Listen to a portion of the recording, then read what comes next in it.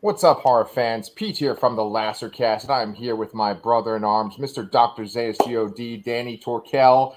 Danny, we got a lot of faces with us tonight, don't we? Very much so. Very exciting. Yeah. And the reason why we have so many people on the show today is because we are going to be discussing Halloween Ends, and we're going to be talking about the 2022 Hellraiser. And so I got a feeling that there's going to be some conflicting opinions on here, but we're all going to be nice and civil. We have some awesome horror authors on the show. You guys are probably familiar with a lot of them, but I'm just going to do a little introduction real quick. And I got a question for each of you when I introduce you guys. You ready? Out of these two franchises, which one have you seen first? Have you seen the Halloween franchise first, or Hellraiser? And what was your first movie? I got a feeling it's going to be a lot of the same answer, but let's see. For me, just to start us off, I'm going to say that Halloween was the first one for me, and my first Halloween movie was Halloween H2O. All right, so let's get the ball rolling. Right next to Danny is another Danny. That's Daniel. Daniel Barnett, and he is the author of the Nightmare Land Chronicles. Daniel, what was your first movie in these franchises? Oh man, that's tough because it was so long ago. It kind of blends together. I think I probably saw Halloween first, but I don't know. I don't know anymore. There's so many of them, right? Yeah. Nice. All right, down there is a woman whose interview should be up on our channel, but it's not up yet. It's coming this week. Miss Megan Stockton, author of, Ethic, and she's got Blue Jay coming out. Megan, what about you? What's your answer for the question? I think I remember seeing Hellraiser first, but it would have been pretty close with the original Halloween. It's been a long time ago, but nice. I think my earlier memory would be the original Hellraiser. Okay, wow. All right, these answers are not lining up so far. Okay. And then last but not least is my friend Josh MacMillan. Josh has written the shit. I just forgot the fucking title. Your book, Josh. Tell me real quick. That's out right now. The Best of Intentions. Best of Intentions. Thank you so much. And he's got a book coming out very soon called The Death House. Josh, I have a feeling I know your answer, but what is it? The franchise would be Halloween, but the first film in that franchise that I saw would be the original Halloween 2. Okay. Nice. All right, cool. So a little mixed bag. Very cool. Danny, did you say which one you saw first? No, I think I kind of feel like Daniel. It's been so long at this point. I think I remember the original Halloween being the first one that I remember seeing TV commercials for Halloween 4 and 5. And I think that's what motivated me to go and see the original. And I definitely saw Halloween before Hellraiser. But yeah, so I think it's definitely the first Halloween is probably the first one I ever saw. Nice. Okay. All right. Cool. So now there's 13 films in the franchise, and we have the most recent one, Halloween Ends. It's kind of divisive. A lot of the response I see on Twitter is like, I don't know what to think about this movie. I need to see it again. Or people say it's really good. I've seen a couple of people dislike it. I just want to get your first reactions real quick, but let's go the opposite way this time. So, Josh, how do you feel about Halloween Ends? So, I've seen the movie 3 times now. Holy shit, okay. Yeah. So I watched it on the Thursday night preview night, and I went in knowing what the story was. I was very prepared for the Corey character. Oh, okay. So at the end of my first viewing, I didn't know what to think. I was very disappointed. But then upon rewatching and seeing what they were doing, overall thoughts, I mean, it's not the best in the franchise, but I don't think it's the worst of the franchise. I wish that they would have handled certain things differently. Okay. So it's not the best, it's not the worst, but you enjoyed it. You saw it 3 freaking times. Yeah, I've watched it 3 times, yeah. Dang, all right, cool. And Halloween is your favorite franchise, right? Horror franchise? Yes. Franchise-wise, yes. Favorite film of all time, it's a toss-up between the original Halloween or Texas Chainsaw Massacre. So, yeah. Nice. Okay, man. Well, all right, Megan, what about you? How'd you feel about Halloween Ends? I've only watched it once so far, but I'd like to watch it again because there were a lot of like Easter eggs I picked up on, and I love that kind of thing. But I would honestly first, like my gut reaction, I didn't know about the Corey character going into it. I missed that somehow, so that was a surprise. I would be tempted to put it in my top 3 of the franchise, actually. But I need to rewatch to decide. Okay. All right. Daniel, what about you, my man? I should ask, is this spoilery? Is this a spoiler chat, or is this a... Very good question. I say I let's think we spoil can the shit go. out of it. I think we can go with spoilers. It's been out since last Thursday. Most people have watched it on Peacock, and we'll put a spoiler disclaimer, in the title of the video. So yeah, go for it. Yeah, so I wasn't a fan personally. I think that I can after like sitting on it for a while, I feel like I can kind of know what they're going for, but I think that they like narratively speaking, structurally speaking, Corey was too much of a curveball to introduce into like an act 3 of a trilogy. Mm-hmm. And I think that if there was supposed to be some communication of there being like a supernatural sort of passing on of the torch to him when Michael looks into his eyes in the sewer, that was not handled well enough for it to work. And it felt like a movie where the first 4/5 of it were irrelevant to the last 5th. And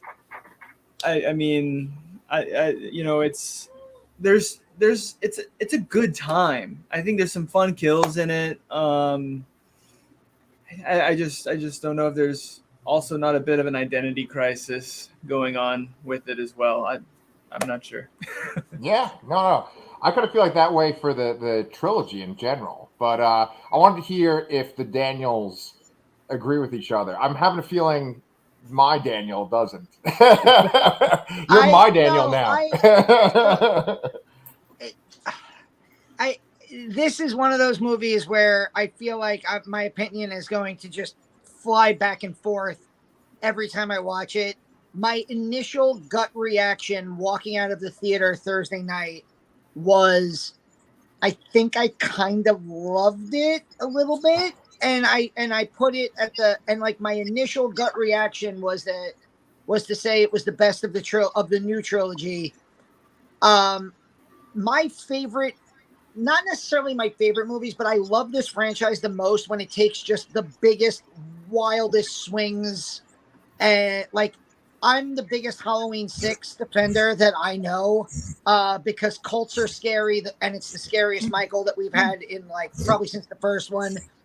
I love Halloween Season of the Witch, and believe it or not, Rob Zombie's Halloween 2 has grown on me over the years. So when this franchise just goes way out there, I tend to like it more. And I really enjoyed the Corey character arc. And then the more I've thought about it since Thursday, every day, I feel like it's gotten a little bit less and a little bit less. And now I'm almost envious of Josh for having watched it 3 times, because I really want to rewatch it. But a gut reaction was that I did really like it. I did turn to my son in the middle of the movies, and almost like Jeff Goldblum in Jurassic Park, I was like, there is going to be Michael Myers in this Halloween movie. Right.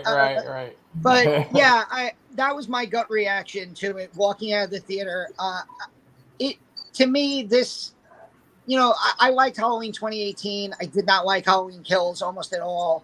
So this was just like what Daniel said. It's just a very bizarrely written trilogy.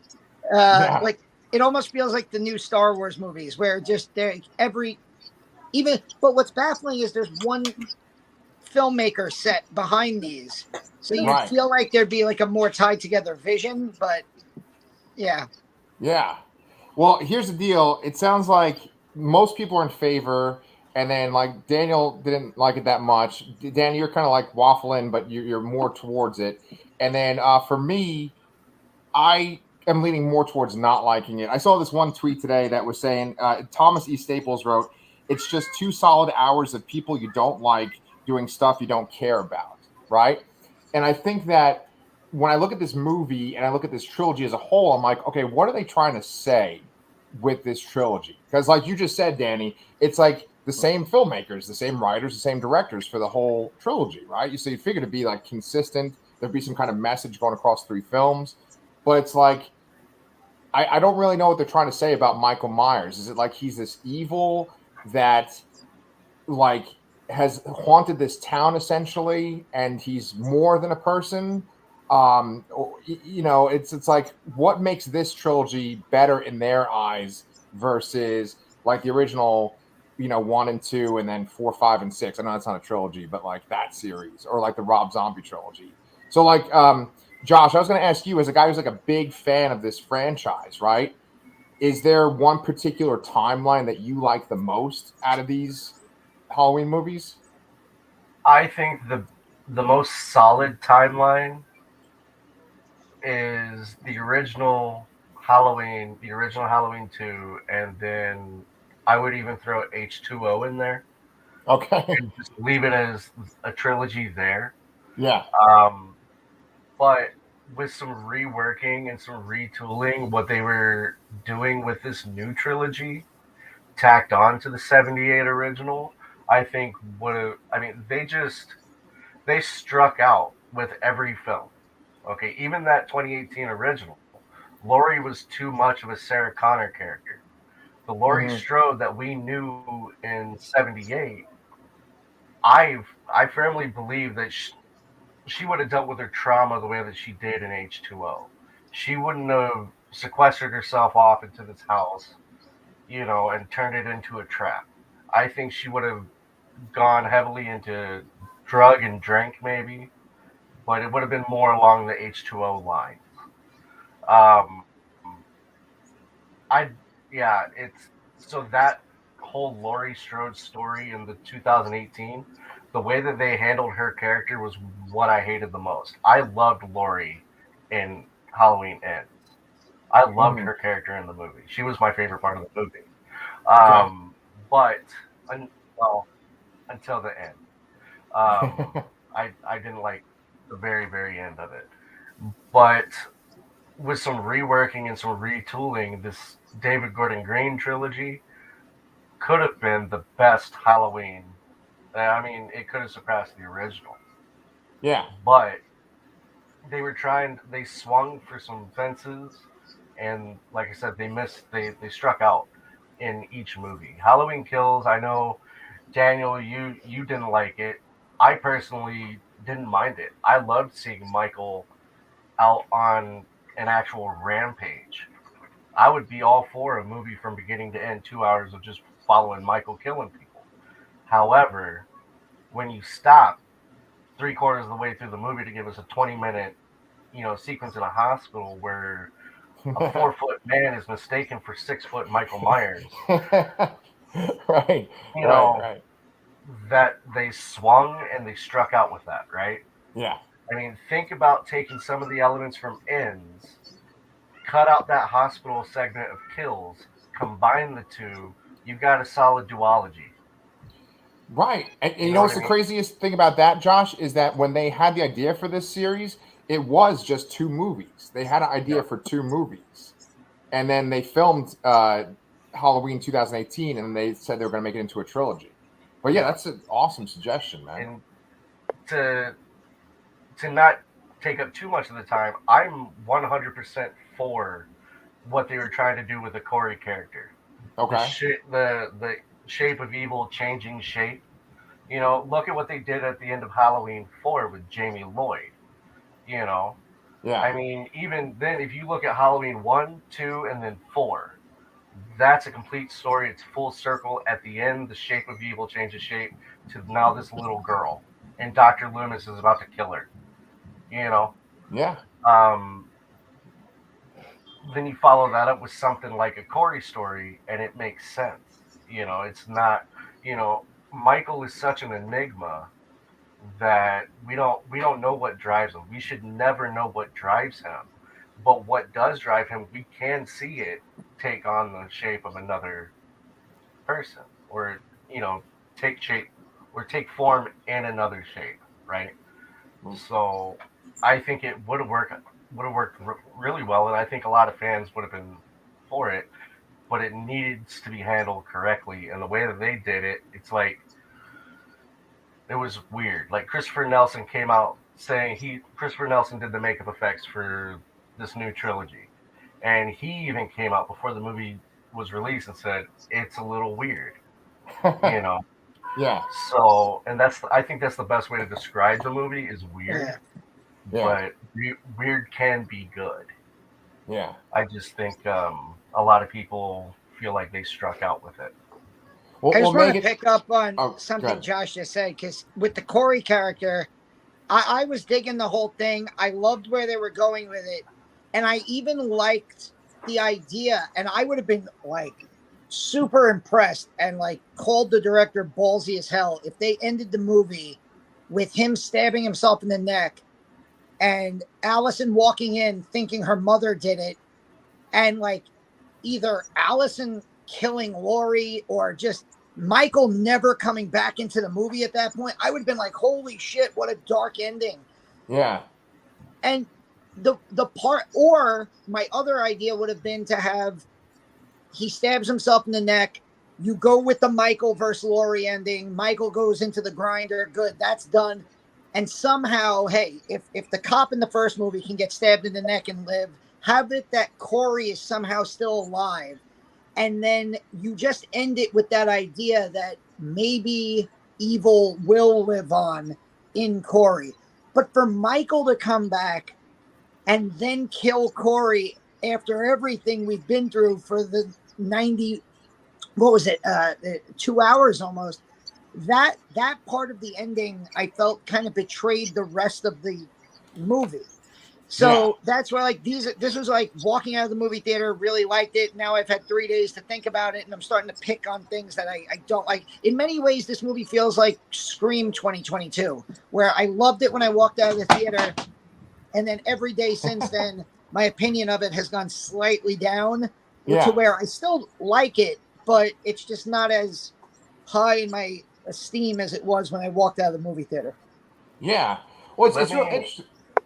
Oh yeah, just I was gonna say it's real interesting that like everyone said that they liked it, but they're like, oh, I would change this or I would do this like a little bit differently. So it's like they kind of liked it, and Daniel, you even kind of said it's like a fun ride. There's good kills, but it's like it sounds like there's kind of overall story problems. And for one of my favorite story writers, Megan, I was gonna say, would you change anything about this movie? I mean, probably, but I feel like if you look at the trilogy almost like separately. Yeah. It's almost like in the first movie, we're focused more on Michael, and he is the shape. So that's a physical manifestation of evil. And then you've got the second one where, like they kill that, that random escapee thinking it's Michael. They don't even know what they're afraid of. So there you've got just fear itself as being evil and that mob mentality. And then the third one is the idea that past trauma, because, that's what happened when Corey kind of locked eyes with Michael, is he had all his past trauma opened him up to that hatred. And honestly, it looked like the same thing may have happened with Laurie at the end. I think there was even a mask laying on her table. I don't remember. I'd have to watch it again. Little things like that, just the idea that there are different ways that we can, open ourselves up to evil. So looking at them separately, I think it's fine. It wasn't cohesive as a trilogy. I probably, like Josh said, really could have done away with most of the second movie if you wanted it to actually blend together as a trilogy a little bit better. Yeah. But I like that he kind of almost became like a martyr. That's how they put their fear and hatred to rest, as they got rid of him. Mm-hmm. Even though at that point had he bothered anybody since the last movie? He hadn't even done anything. So well, he killed that one cop with Corey, right? And then he like killed the doctor and his nurse girlfriend. Like he kind of helped kill them. Yeah. But that was with Corey. I get it. Yeah. Josh, I'm sorry I cut you off before. What were you gonna say, man? So, well, now there's two things that I like to touch on. One, what Megan was talking about at the end, how it looked like Lori, when she was seeing her past trauma and all that, much like Corey did earlier, have you guys heard what one of the original endings was going to be? No. This was not filmed, but one of the original endings, well, parts of it was filmed, because part of the conversation between Allison and Lori, when Allison is saying it was Corey and all of this and that at the end of the movie, this is an ADR conversation between Lori and Allison in this original ending, where Lori takes Michael's body with the mask still on to a funeral home and cremates his body. All right, Okay. gets rid of the evil. This is after they bleed him. He's already dead, but they've already had that flashback with the trauma. And supposedly, at the end of the movie, when Hawkins comes and talks with her and they talk about the cherry blossoms, after that was when Allison was going to come and they're going to be sitting across from each other at a table. And while they were talking, Lori was going to attack Allison. What? Yeah. And Okay. yeah. They nixed this because Yeah. everybody else knew that was bullshit. Okay. Yeah. But apparently that was one of the supposed endings. Now, going back to you, Daniel, earlier when you were talking about, okay, what if they did this with Corey? So what if, so Corey and Michael, they killed this cop together. Okay, Corey, show me how to do it. Michael does it. He looks like he's like ejaculating in his coveralls and powering up, and then he does, man. No, he I'm does. not wrong. Yeah. Yeah. So then they go and they kill the doctor and the nurse, and Michael seems to be getting stronger. Right. Michael follows Corey. When Corey goes with Allison, he takes Allison home, and Allison and him go upstairs. Lori pulls up and sees them walking up the stairs. Right. Who's standing beside the tree? Michael. Why didn't they have their fight right then and there? Because then there'd be And no then- movie. No, but have them have their fight there. Corey comes down and takes the mask at that point. Oh, Goes on a okay. killing spree. Lori is convinced that it's still Michael out there, that they didn't actually kill him. Don't burn his body. Don't shred him up like they did, or whatever the case. Michael disappears. Michael goes up the stairs. Michael goes up the stairs. Same as in the final version. Lori shoots him. He falls down the stairs again, in front of Allison. Her and Allison are talking about it, and they go into the kitchen to call the police or whatever. And when they come back, the body's gone. Nice. Yeah. You could pay tribute to 78, full Right. circle. Right. Or something it would need work, but there's ways that you could have done it to bring the story full circle and actually pay real tribute to what you were wanting to do in the first place, or which is what they were wanting to do in the first place. Do something that honors the original. Yeah, I mean, I agree. Like, what I personally feel like this trilogy does really well is it really sort of elevates. Oh God, I'm about to say fucking elevated horror, but like the Halloween movies after 2 and after 3, right? They just sort of seem kind of corny and more like B movies. They don't seem as good as Halloween 1 and 2, and then 3 is like its own thing, right? This trilogy, it takes itself very seriously, and sometimes I feel like the message, I don't really understand the message they're trying to get across, but I do feel like it's like very well done, and it looks beautiful too. I think that we all kind of enjoyed like the violence in it, as depraved as that sounds. I mean, Daniel, you said that it had some good kills in it. I was thinking like we could kind of go around and talk about which kills you liked, and I'm assuming that everyone kind of likes the little boy just bouncing his head off the fucking floor as he falls, or am I just a sick fuck? I'm sorry, Daniel. What were your favorite kills, man? Tell me. Probably the scissors on the tongue. It was Yeah, it was just kind of like, it was unexpected and grisly enough. Yeah, But then I went and saw the Terrifier 2 the next day, and I'm like, I can't even remember anything that happened in Halloween again. Like, so, because you want to talk about kills. Yeah, I haven't seen that. How many people here have seen Terrifier 2 at this point? Not the second one. Okay. Yeah, Dan, go ahead. Am I completely with the two guys who have seen it, Daniel and Josh? Am I completely off base by saying I think I like Terrifier 2 more than both of the movies we're talking about today? Oh, totally. No, I agree 100%. I was so shocked at how much I enjoyed the hell out of that movie for all 2 hours and 20 minutes of it. I was like, this is going to be exhausting. It's going to be like 2.5 hours of masochism, and I'm just going to be like, whatever. But it had more of a sense of humor than the first one to really balance it out, kind of like. And I think it had a little bit more of that sort of like dreamy Freddy Krueger from the 80s sort of charm to it, so that it didn't feel quite as it has a stronger main character, so you feel a little more anchored into the fact that there's somebody to root for, as opposed to everybody just being a prop for sadistic clown guy.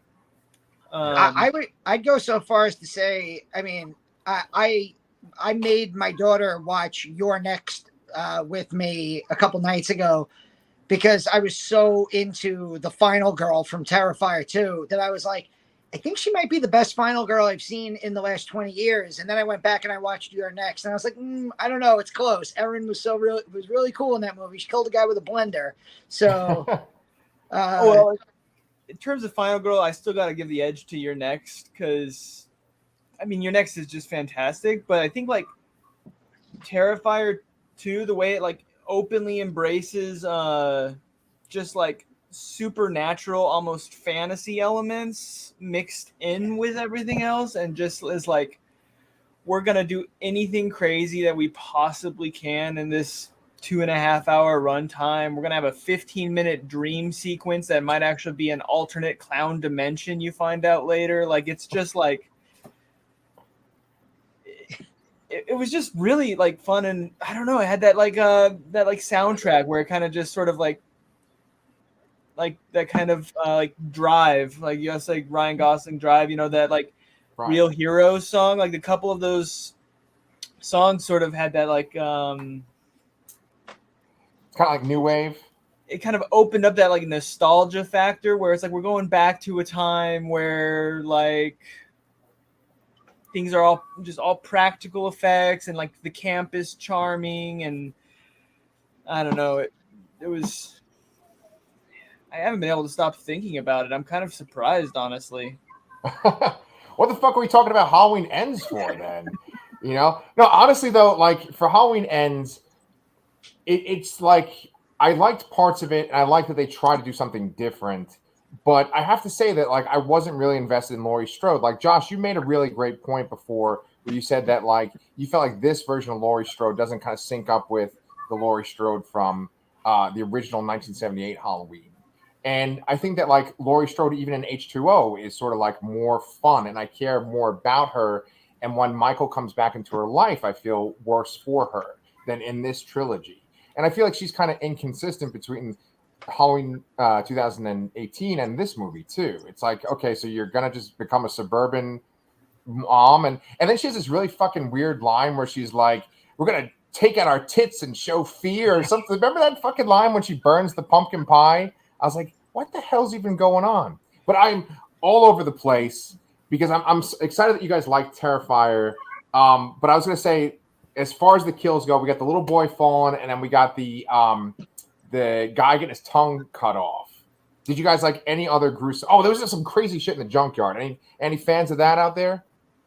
Yeah, the junkyard scene as a whole is probably my favorite segment of the film. Yeah. But you can definitely tell between all the trailer footage and all of that, you can tell that they left a lot on the cutting room floor, because those kills, I mean, they happened so quick. You know, they had to have cut some stuff away from it.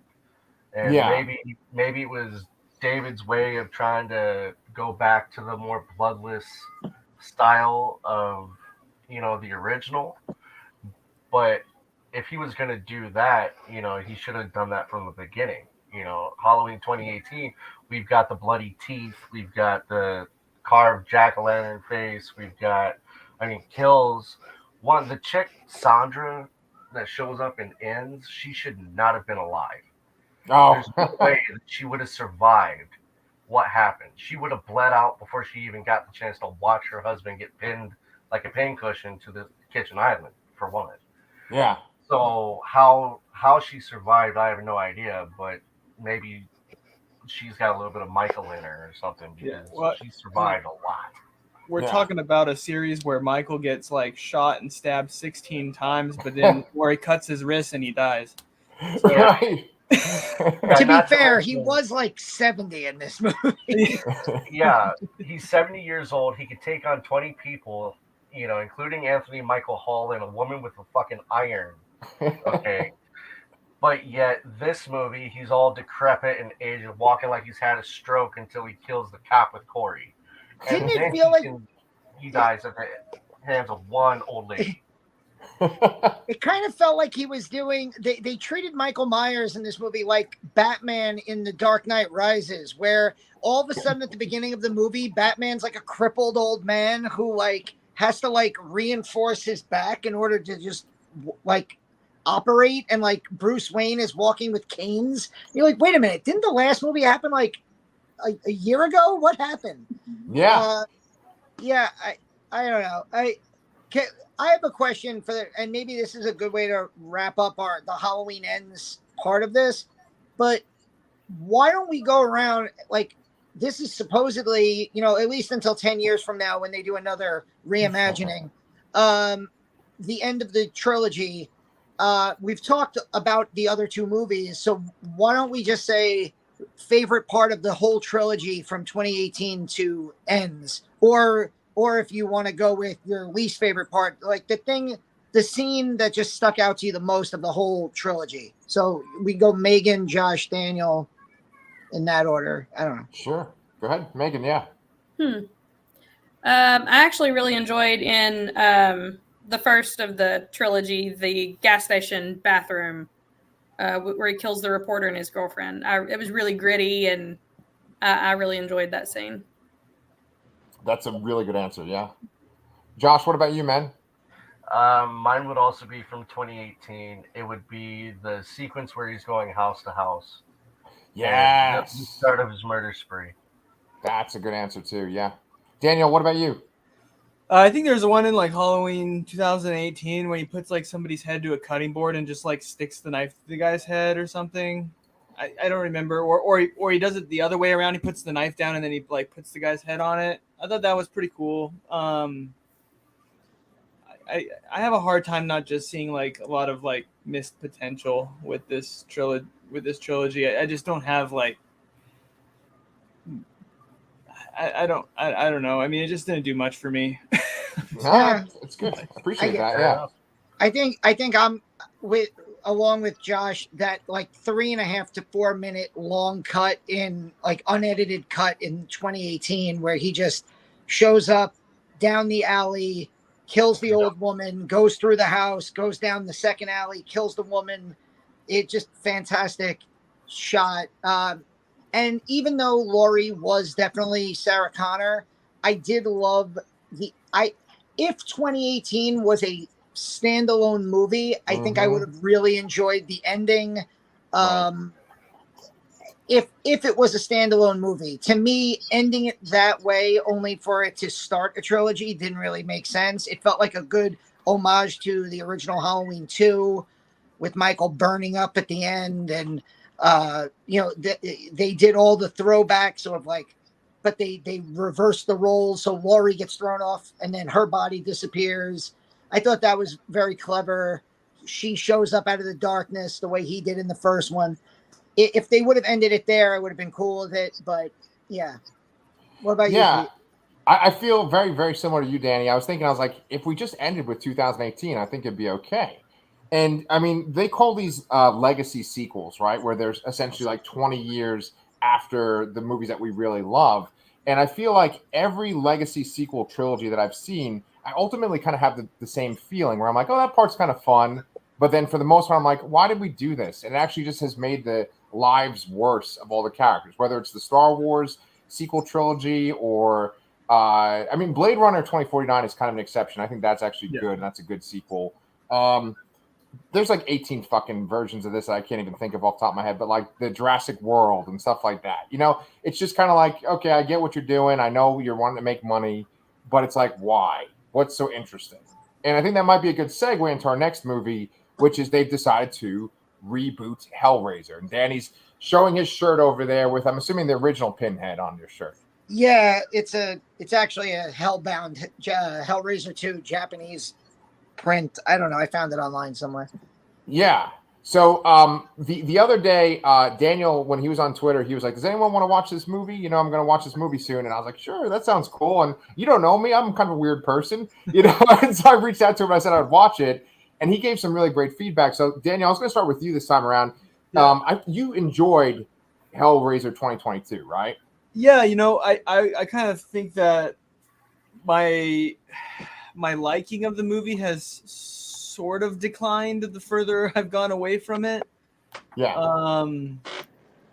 I really like the new Cenobites, and I like the new Hellraiser. I thought that, or the new Pinhead. I thought that they'd like just nothing but really good things to say about that. I liked that they seem to try to bring back something of a punk element, like a little bit of counterculture thing with the whole like addicts playing with the box, drug addiction side, because I find that modern splatterpunk is too often just splatter and like missing the counterculture elements that define what like I think true splatterpunk is, you know, as opposed to just extreme horror.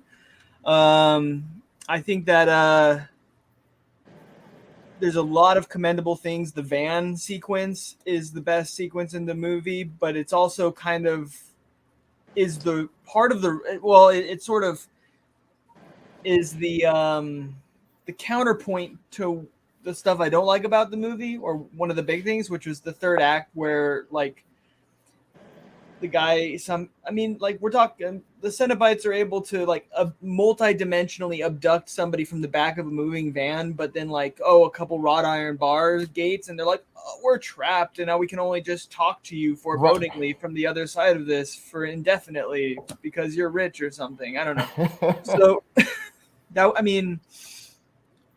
was it has a lot of strong points, I think. I ultimately liked it more than Halloween Ends, and I think there's stuff to play with here. I even some of the wrinkles that I didn't necessarily like. I really love the thing about the original Hellraiser that I really, really love is how kind of magical genie fair the Cenobites are, which is to say there's this like rule that, because it really has to be about you in the pursuit of something beyond what we should be pursuing, getting like more than we bargained for with their arrival in the puzzle box. So the whole, we're going to wrinkle that so that now like you can sort of solve the puzzle box, but then poke somebody else and somebody else is on the hook. Right. So like that feels to me like a kind of a betrayal of like a core thing about what makes the narrative like makes them scary but interesting, but also kind of like evil neutral or whatever. In any case, a lot of thoughts. I rambled. I'm sorry. No, I think some excellent thoughts there, though. I had admitted to you that I had actually never seen the original Hellraiser, and I also admitted that I have never read the Hellbound Heart. Now, Megan and Josh, you guys are both in my writers group. I was wondering, have either of you guys read the Hellbound Heart? Yes. Yep. Okay, so here's my first question: Hellraiser 1987, this Hellraiser, are which one is closer to the Hellbound Heart? The original. The original. This one had really this one just borrowed the world, and the concept. It Yeah. doesn't have anything to do with the novella. Okay. Yeah. Well, so then for you guys, go ahead, Josh. I was just gonna say, if you read the novella, I mean, while you're reading it, you're gonna picture the original movie, but you've never seen the original movie. If I you just watch watched that it is this weekend. literally- Okay, so then the story about Julia killing all these people to bring back Frank and all of that is the novella. Yeah, Okay. The The movie only- was The really Cenobite just is different. expanded on it. Like the movie was actually more in depth than the novella was. But of course, I guess with Yeah. Clive Barker at the helm, he could do that. Yeah. But Oh man. I- So go I ahead, think Danny. my opinion of this movie can be summed up very simply with Clive Barker wrote the novella. He directed the 1987 movie, and he did it in 90 minutes. And this movie was 2 hours. Why would this movie be longer than the movie Clive Barker directed 35 years ago when he's taking his own work? And I agree with some of the points Daniel made. I don't think there was nothing about this movie that was bad. There was nothing about this movie that was bad, but the movie ended and I just felt to myself, well, that exists. And if there's a sequel to it, I'll probably watch it because I'm a horror movie fan. But for nothing was pulling at me from this movie. There were no chains. There were no metaphorical chains that were pulling to the point where I put this movie on. I don't even remember which day it was. It was either I think it was Saturday night, and I struggled. I was like falling asleep, and I had to go. I put it on Saturday afternoon. I was falling asleep in the middle. I had to go somewhere, and I left with like 17 minutes left in the movie. And I got home and I like rewound it a little bit to watch the last 25 minutes. But like, if you walk out of your house with 17 minutes left in a movie, it just didn't grab you enough. You know what I mean? Like, so like, I thought the Cenobites were really cool, but like, you guys mentioned the novella. It's the main characters of the novella and of the first movie are Julia and Frank. And it was because Pinhead got so much, he became so popular and he became part of the culture that he effectively took over as the villain. But they are the villains, and she especially. My favorite of the original movies is part 2. And I thought this movie did a decent job of trying to like kind of combine Hellraisers 1 and 2 with the Leviathan stuff, but they never took it to that next degree. So I don't know. Like I said, I'd be down for more of these, but and I didn't hate it. I think Bruckner is a really good filmmaker. But after The Ritual and The Night House, I think this is a very distant third on his like best films. Mhm. Sorry about that. My daughter was locked out of my house. Did I miss something? What were you guys all just talking about? Just Busta Rhymes in Halloween Resurrection. Oh yeah, that would have made it better. No, I think I could just sum it up by saying I think nothing really stuck out to me as amazing about this movie. It was just fine. It exists and it's fine. But like, if I think of Hellraiser, if I want to watch Hellraiser, I'm going to go back and watch the original and Hellraiser 2, probably back to back, and that'll be my Hellraiser enjoyment. Yeah. Megan, I was going to ask you: are you a fan of what's his name? Bruckner's the director, right? David Bruckner. He did like The Night House and he did The Ritual. Do you like those movies? yes. Yeah. Do you like this movie better than those two, or how do you feel as far Oh no, I would say The Ritual, Not House. If you were doing the 3, that would be my order probably. Okay. Josh, what about you? Do you like his movies too, or no? Yeah, I haven't seen The Night House yet, but I have seen The Ritual and I've seen Hellraiser 2022. I enjoyed both of them. Hellraiser 2022, my only real complaint is that it was too clean. When you watch the original Hellraiser, there is a nasty grittiness to it. Like you want to get a tetanus shot just watching it, right? Yeah. This Yes. one, it felt too clean. The Cenobites, while I love the idea of them wearing their own flesh as their vestments, Yeah. there's just something about blood-stained black leather that's interwoven with your flesh that's much more horrifying to look at than flesh, you know. Um, and there just certain element like in 2022 Hellraiser when the guy gets his skin ripped off, not Voight at the very end, but the Trevor character, the guy who was helping Voight when he gets wrapped Yeah. up by the Cenobite with the wire. Yeah. That was kind of closer to what I was hoping for more of in this movie, and they just ultimately didn't deliver on the visceralness of it. And I felt that turning the guy into the Cenobite at the very end, it just didn't look as visceral, or it didn't look painful. Whereas when you watch Doug Bradley's character of Elliot Spencer getting the nails driven into his skull, you feel that in Hellbound. You know, um, there. I enjoyed Halloween 2022 or Hellraiser 2022. I did enjoy it. It was just too sterile, too clean, you know, and the story focuses around addicts. Yeah. It should be nasty. It should be grungy. These are people that share needles, things like that. When you're that far gone, you should really play into that aspect of it. Yeah. That's It's my really good opinion. point. I mean, Hellraiser 1987 starts, to back that point up about like just the dirtiness of it.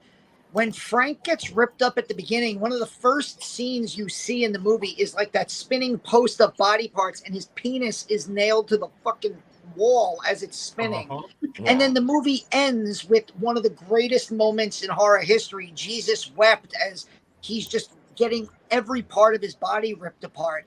And I kept waiting for that visceral moment in this movie, and it just kept it's really weird. And maybe this goes back to Daniel bringing up Terrifier 2, but when Terrifier 2 exists, and then it's bloodier and more disgusting than Hellraiser, it really makes Hellraiser feel clean and safe when it shouldn't. And I didn't even think about that while I was watching it, but I did see Terrifier 2 before that. So maybe that was like a subconscious thing. Yeah. Man, you guys are making me really want to watch freaking Terrifier. It was weird. Like, I was at my job today. I work at a school, and this kid is like, "Have you seen Terrifier 2?" And the kid is like in elementary school. And I was like, shit, I don't think this kid should be watching this, No, he shouldn't be watching that. No, not at all. And so he gave me a lot of spoilers about it too. I haven't seen the first one, so I was like, oh shit. But well, I was gonna say that like one of the things that always bothered me about Hellraiser, I think that I was catching one of the sequels on HBO late one night, and I was like, oh, maybe there's some naked women in this. I got all excited, right? And there was one, but then she just got her skin like ripped right off right away. And and then someone I think was like cooking eggs like the next morning in the movie, but their eggs were like really burnt and gross. You know which Hellraiser I'm talking about? Am I just on drugs? Okay. Anyway, if I ever watch a Hellraiser movie, I just can't eat eggs now because it bothers me. I'm like, I can't eat eggs. It's just so gross. I don't know what the fuck I'm talking about. But as far as like the acting and stuff, I think we should talk about like the Cenobites and the main characters. I thought that that the priest, it's Jamie Clayton, Pinhead. I thought that she was great. Daniel, were you satisfied with her? Yeah, no, I thought that she was tremendous. I mean, like I know Joshua, you talked about them being a little too clean. I agree with that too. I have a friend who on Facebook was like, I just want to get like the Funko Pop dolls of these Hellraisers because they're already so cute, or all these Cenobites because they're already so cute. And you feel like they're already like toy versions of themselves at times in the movie, and in terms of like they're ready to be put on a shelf and like purchased for like that collector's item kind of thing. But NECA will make a mint with the Ultimate action figures. Yeah, Yeah. So, but Jamie's performance, nothing but good things to say about her. I thought she was fantastic. Yeah. Just- I think one of my favorite lines is because they have all different cool names too, right? And so the Gasp, I think, is the one that was like played by an Asian actress, right? She was the one that she has that one line that she says to that woman from Succession. She's like, "Save your screams for later," or something like that. I love that. She sticks that little yeah, needle in her. the best line of the movie that should have gone to the priest went to the side Cenobite. Yeah. That Well, would have happened. That line would have killed coming out of Doug Bradley's lips. Just saying. that is true. That's a good point. That's a good point. Yeah. But Jamie go ahead. was amazing. Yeah. Megan, did you like the Cenobites this time around, or? I did. I agree that they were a little too. Not quite gritty enough for like a culture that literally, their pleasure is torture and mutilation. They were well put together. So, but I like them okay. Yeah. Are you guys fans of like the Hellraiser franchise in general? Like, do you guys like the movies beyond the first two? Oh yeah, Beyond the I first even like two, some of the bad myself, ones. So You like? Is the one that's by Scott Derrickson? Is that one good? I like it. I think You that like it? one's Inferno. It Oh, okay. was done by Scott Is it? Derrickson. I think I remember. Josh, do you know if this is true? Because like I've heard for years that after part 4, like a bunch of the Hellraiser direct-to-video sequels were standalone movies where they were just like, well, we have this script. Why don't we throw Pinhead into it and market it as a Hellraiser movie? Do you know if that's true? Yeah, there is some truth to that. So what they did was it was rights issues. So Dimension, they launched their Dimension Extreme wing of their production houses, and they had the rights to Hellraiser. Clive Barker, for the longest time, was trying to get the rights back to Hellraiser. And what happened was the Weinsteins wanted to keep Hellraiser, so they would find a script, and then they would doctor that script and turn it into a Hellraiser movie. That's why so many of the films are so different than the others. You got some that are police procedurals. You got one that takes place with like a virtual reality game, I believe. It's like Hellworld. Hellworld, yeah. So, but and then the two most recent ones in the original series, you got Revelations, and then you got Judgment.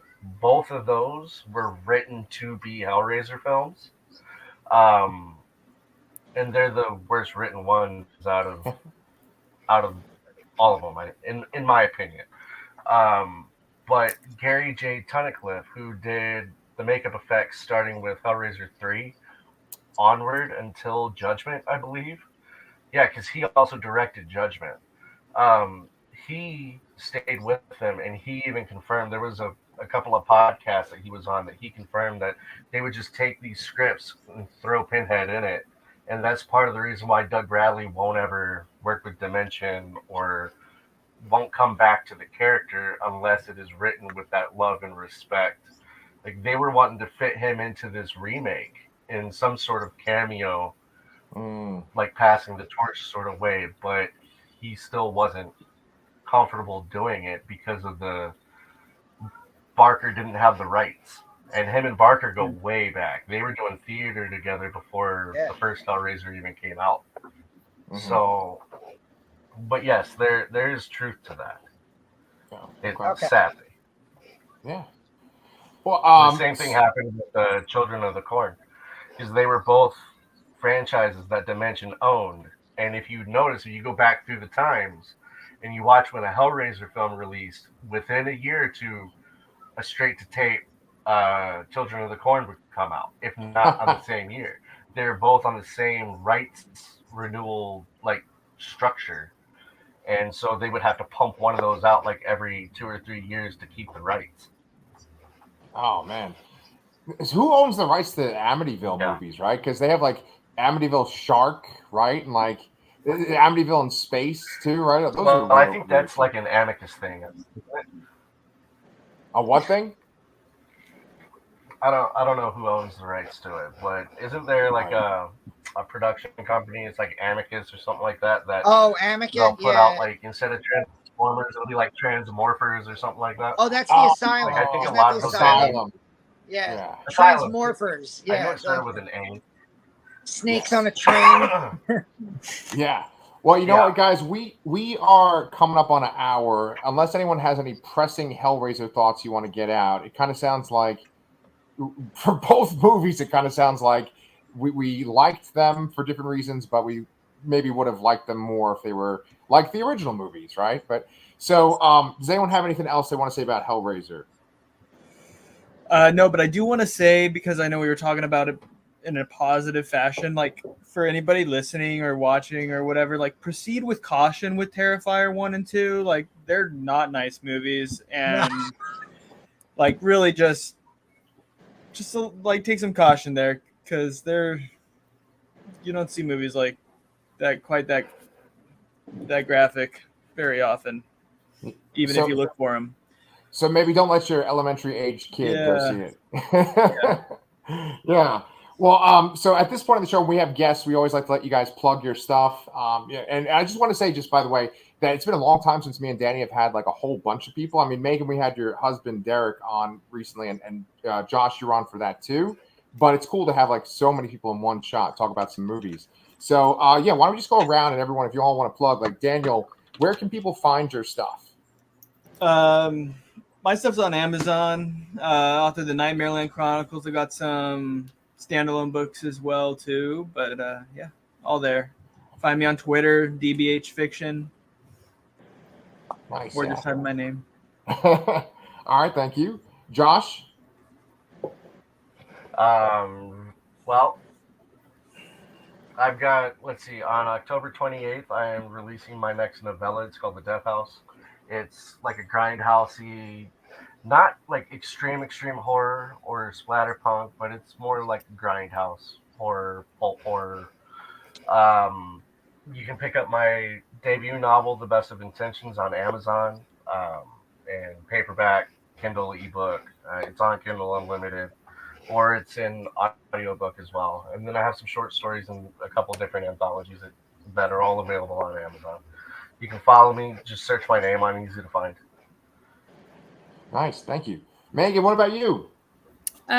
Most of my stuff is on Amazon. You can get signed books from me at meganstocktonbooks.com. Did Josh freeze? Uh-oh. No, he's and I'm in a couple of anthologies. They're all listed on my website as well, and I'm on all the social media platforms.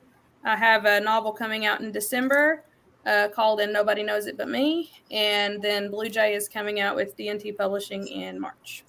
Awesome. Yeah, and it's so good to know so many cool writers. And then for our last cast, we're going to plug the shit out of ourselves too. Danny, you were much better at that than I am. Go ahead, take it away. Oh God, 101 scariest horror movie moments on Shudder. Pete and I review that every Wednesday at about 5:00. Also Wednesday nights, I review Chucky season 2. I'm reviewing Shudder's Queer for Fear, which comes out on Friday. New episodes every Friday. It's October, so we're just posting horror movie reviews and horror movie talks whenever we get together. This has been great. I'm looking forward to talking about more horror movies with some of you people again. It'll be great. It was nice to meet. It was nice to meet some of you for the first time. And Josh, we did one before, so thank you. Yeah. Thank you. And like I said before, I interviewed Megan like 2 weeks ago at this point, and that interview is going up on our channel this week too. And then I have an interview with Josh coming up in a couple of days. So real fucking busy on the Lastercast, but thank you guys so much for watching, and we'll talk to you all real soon.